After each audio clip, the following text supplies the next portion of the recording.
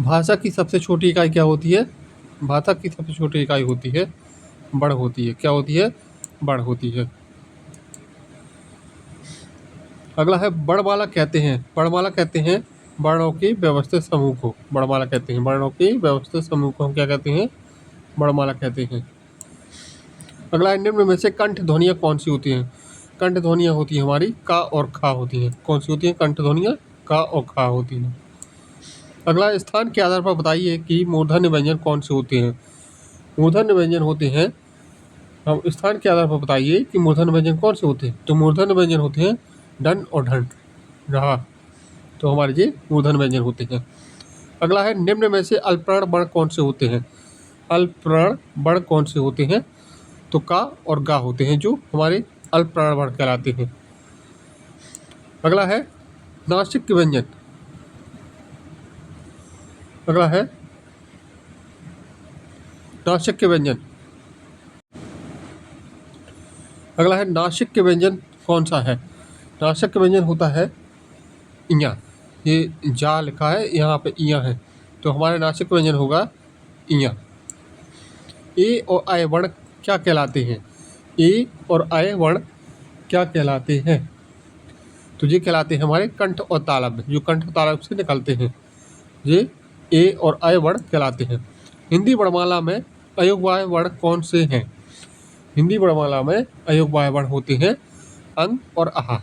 अयोगवाय वर्ण जो कहलाते हैं अंग और आहा कहलाते हैं। निम्न में से बताइए कि किस शब्द में द्वैत व्यंजन है?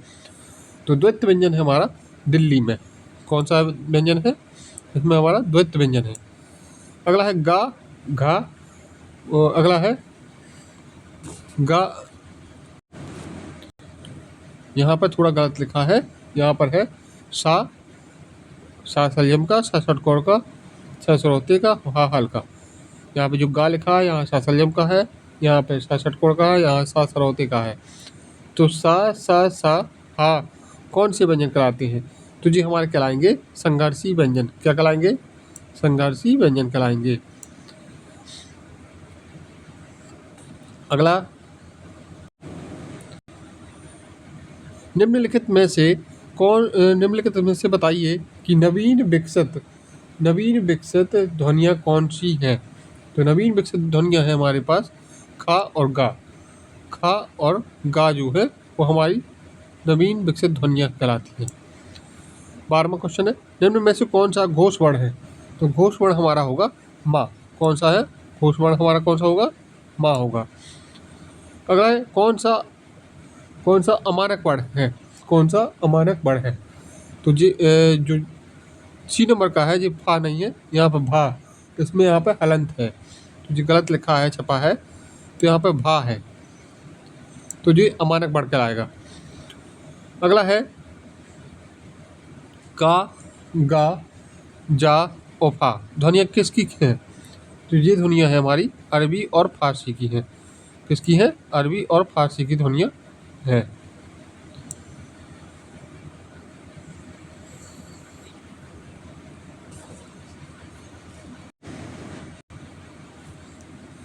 अगला है हिंदी में मूलतः वर्णों की संख्या कितनी होती है? हिंदी में मूलतः वर्णों की संख्या कितनी होती है? तो हिंदी में मूलतः वर्णों की संख्या होती है 52 होती है। कितनी होती है? 52 होती है। अगला है छा। यहाँ पे बा नहीं लिखा है, छा है। छा ध्वनि किसके अंतर्गत आती है? छा ध्वनि किसके अंतर्गत आती है?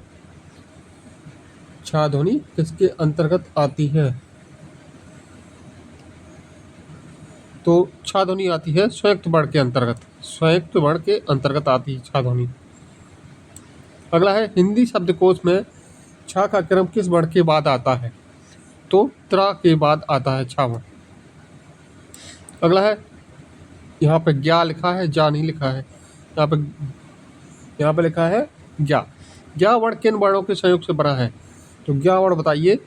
तो जा और इया दोनों मिलकर बना है, जा और इया मिलकर। अगला है अघोष वर्ण कौन सा है? अघोष वर्ण कौन सा है? तो इसमें राइट आंसर होगा सा। हमारा अघोष वर्ण कहलाएगा, अघोष वर्ण कहलाएगा हमारा सा।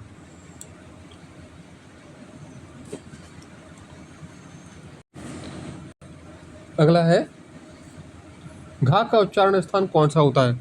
तो घा का उच्चारण स्थान होता है कंठ। क्या होता है? घा का उच्चारण स्थान होता है हमारा कंठ होता है। ठीक है। अगला है 21, इनमें संयुक्त व्यंजन कौन सा होता है? इनमें संयुक्त व्यंजन कौन सा होता है? संयुक्त व्यंजन कौन सा होता है इसमें? ज्ञा।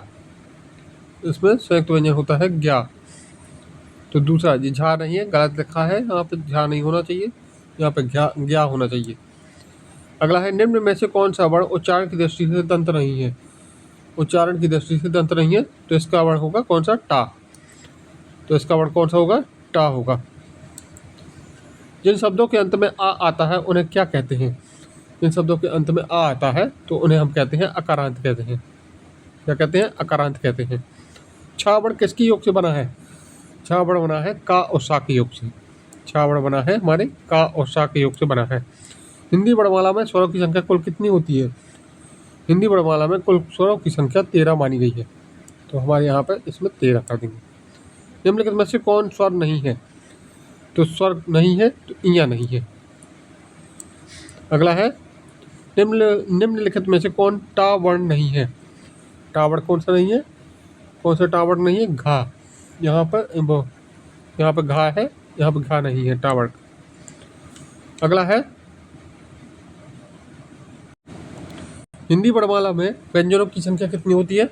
हिंदी वर्णमाला में व्यंजनों की संख्या होती है 33 होती है। कितनी होती है हमारी हिंदी वर्णमाला में? व्यंजनों की संख्या होती है 33 होती है। तो यहाँ पे हमने कर दिया 33।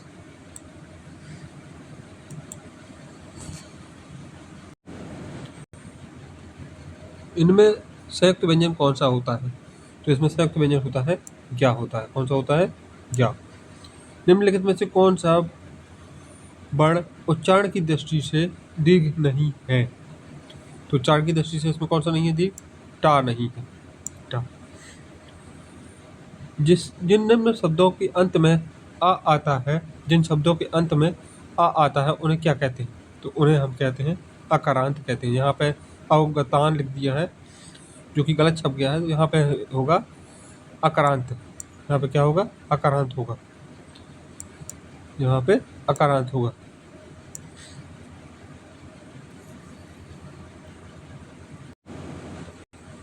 इसके बाद छा वर्ण किसके योग से बना है? छा वर्ण बना है का और सा के योग से। छा वर्ण बना है का और सा के योग से बना है छा। हिंदी वर्णमाला में स्वरों की संख्या कितनी होती है? हिंदी वर्णमाला में स्वरों की संख्या मानी गई है 13 मानी गई है। कितनी मानी गई है? 13। निम्नलिखित में से कौन स्वर नहीं होता है? तो कौन सा स्वर नहीं होता है इसमें? इया। ये आ गलत लिखा है, यहाँ पे इया है, इया। यहाँ पे इया है, तो इया नहीं होता है, इया नहीं होता।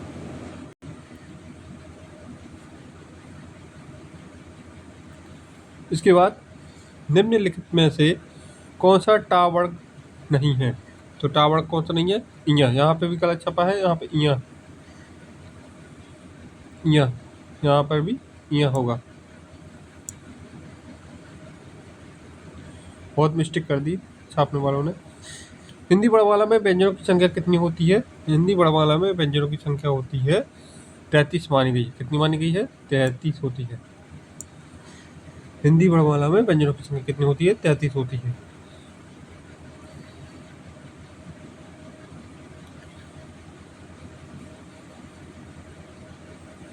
निम्नलिखित में से कौन स्वर नहीं है? निम्नलिखित में से कौन स्वर नहीं है? स्वर नहीं है। कौन सा पश्च स्वर नहीं है? कौन सा पश्च स्वर नहीं है? तो यहाँ पे हमें लिखना था पश्च स्वर नहीं है, तो पश्च स्वर में आएगा बड़ा आ, जो कि ये पश्च स्वर नहीं है। निम्नलिखित में से कौन सा अयोगवाय नहीं है? कौन सा निम्नलिखित में से कौन सा अयोगवाय है? तो अयोगवाय होगा विसर्ग। हमारा अयोगवाय कौन सा होगा? विसर्ग होगा अयोगवाय। छा ध्वनि का उच्चारण स्थान है। छा ध्वनि का उच्चारण स्थान क्या होता है? तालव्य होता है। तो इसमें तालव्य हो गया। छा ध्वनि का उच्चारण स्थान हमारा क्या होता है? तालव्य। निम्नलिखित में से कौन सा एक संयुक्त व्यंजन है? नहीं है। तो इसमें संयुक्त व्यंजन कौन सा नहीं है? यहाँ पे छप नहीं पाया, तो इसमें हम जी लगाएंगे सा। कौन सा नहीं है संयुक्त व्यंजन? सा नहीं। कौन सा नहीं है? सा नहीं, सा नहीं है। अगला है तालव्य व्यंजन है। तालव्य व्यंजन कौन सा होता है? चा, छा, जा, झा। तो ये हमारा ये तालव्य व्यंजन है। कौन सा होगा? तालव्य व्यंजन होगा। या, रा, ला, वा किस वर्ग के व्यंजन है? तो ये हो गए अंतस्थ व्यंजन वर्ग के। तो ये होंगे कौन से वर्ग के? अंतस्थ व्यंजन वर्ग के।